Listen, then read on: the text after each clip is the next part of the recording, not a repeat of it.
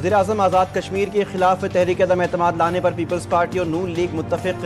وزیر اعظم آزاد کشمیر کے خلاف تحریک عدم اعتماد لائیں گے، نون لیگ ہمارا ساتھ دے گی۔ پی پی رہنما قمر زمان کائرہ نے نون لیگی وفد کی صدر مملکت سے ملاقات کے بعد میڈیا سے بات کرتے ہوئے کہا، اب نئے الیکشن کی جانب جانا ہے۔ نون لیگی رہنما رانا ثناء اللہ نے کہا کہ صدر مملکت کو اپنے فیصلوں پر اعتماد میں لیا، آزاد کشمیر حکومت پر اعتماد نہیں۔ نون لیگ نئی آزاد کشمیر حکومت کا حصہ نہیں ہوگی، اپوزیشن میں بیٹھے گی۔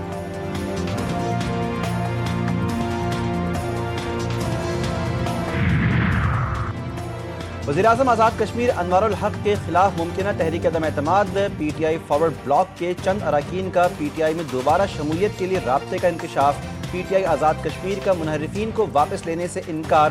صدر پی ٹی آئی آزاد کشمیر کے مطابق بانی چیئرمین کی ہدایت پر منحرفین کو پارٹی سے نکالا جا چکا ہے، بانی چیئرمین کسی صورت منحرفین کو واپس نہیں لیں گے۔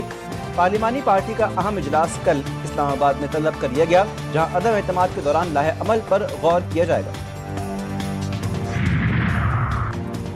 اور army chief field marshal Asim Munir کا دورہ اردن، آرمی چیف کی اردن کے شاہ عبداللہ دوئم سے ملاقات۔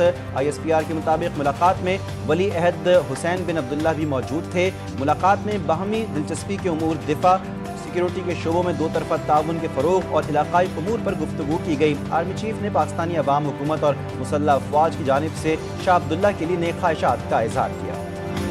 پاکستان اور طالبان حکومت کی استنبول میں تیسری بیٹھک۔ سفارتی ذرائع کے مطابق افغان طالبان تحریری معاہدہ کرنے سے گریزاں، اب تک طالبان کے رویے سے صورتحال مزید پیچیدہ ہوتی جا رہی ہے۔ گزشتہ روز بھی مذاکرات کا دور تقریباً 13 گھنٹے تک جاری رہا۔ پاکستان نے پھر واضح کیا، افغان سرزمین کو دہشت گردی کے استعمال سے روکا جائے۔ افغان طالبان کی طرف سے کی جانے والی دہشت گردوں کی سرپرستی نامنظور ہے۔ دہشت گردی کے خاتمے کے لیے ٹھوس اور یقینی اقدامات کرنے پڑیں گے۔ پاکستان نے افغان سرزمین دہشت گردوں کی جانب سے استعمال ہونے کے دستاویزی ثبوت بھی طالبان کے سامنے رکھ دیے۔ وزیر اعظم شہباز شریف 3 روزہ دورے پر سعودی عرب پہنچ گئے۔ وزیر اعظم ریاض میں فیوچر انویسٹمنٹ انیشیٹو کے نویں اجلاس میں شرکت کریں گے۔ اجلاس میں جدت، پائیداری، معاشی شمولیت اور جیو پولیٹیکل چیلنجز پر غور ہوگا۔ وزیر اعظم تجارت، سرمایہ کاری، توانائی، افرادی قوت کے شعبوں میں تعاون پر بات چیت کریں گے۔ نائب وزیر اعظم اسحاق ڈار اور کابینہ کے سینئر ارکان بھی ہمراہ ہیں۔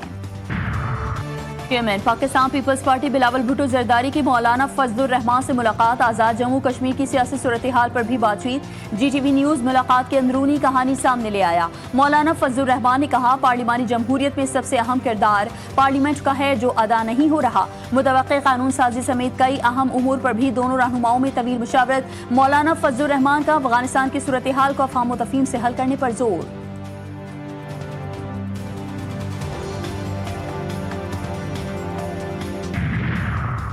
اسٹیٹ بینک کا مانیٹری پالیسی کا اعلان، شرح سود 11% پر برقرار۔ پالیسی کا اعلان آئندہ 2 ماہ کے لیے کیا گیا۔ مسلسل چوتھے اجلاس میں شرح سود کو برقرار رکھا گیا ہے۔ کمیٹی نے رواں سال مئی میں شرح سود 1% کم کر کے 11% کی تھی۔ صدر ایف پی سی سی آئی عاطف اکرم شیخ نے کہا کہ اسٹیٹ بینک کا پالیسی ریٹ 11% پر برقرار رکھنے کا فیصلہ سمجھ سے بالاتر ہے۔ مہنگائی کے تناسب سے شرح سود کو زیادہ سے زیادہ 6 سے 7% پر ہونا چاہیے۔ کچے کے 72 ڈاکوؤں نے سرنڈر کیا ہے، ان کو قانونی طور پر جو بھی سزا ہوگی وہ بھگتنی پڑے گی۔ قانون سب کے لیے برابر ہے۔ وزیر اعلیٰ سندھ سید مراد علی شاہ کا تقریب سے خطاب، کہا سندھ پولیس نے ڈیجیٹائزیشن کے دور میں قدم رکھ دیا۔ ڈیجیٹائزیشن سے نظام میں شفافیت اور ٹریفک کے نظام میں بہتری آئے گی۔ ای سسٹم پورے صوبے میں پھیلائیں گے۔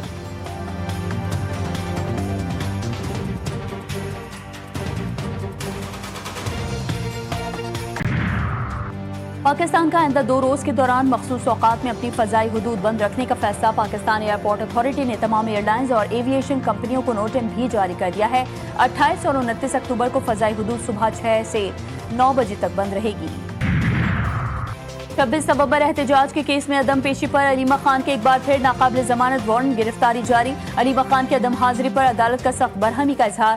پروسیکیوٹر سید ظہیر شاہ نے سماعت میں 5 گواہ پیش کیے۔ عدالت نے نادرا، اسٹیٹ بینک اور ڈی جی امیگریشن سے علیمہ خان کے شناختی کارڈ، پاسپورٹ بلاک اور بینک اکاؤنٹس منجمد کرنے کی رپورٹ بھی طلب کر لی۔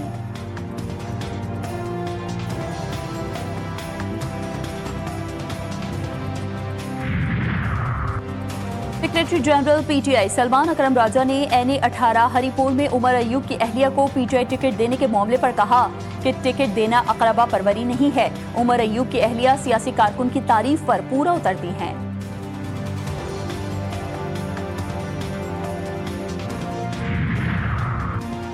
Chairman joint chiefs of staff committee general Sahir Shamshad Mirza کا دورہ بنگلہ دیش۔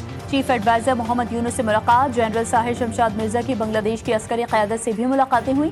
علاقائی اور عالمی صورتحال، سلامتی کے امور پر تبادلہ خیال، دفاع اور سیکیورٹی کے شعبے میں تعاون بڑھانے پر زور۔ جنرل ساحر شمشاد مرزا نے بنگلہ دیش کے ساتھ تعلقات کو مضبوط بنانے کی پاکستان کی خواہش کو دہرایا۔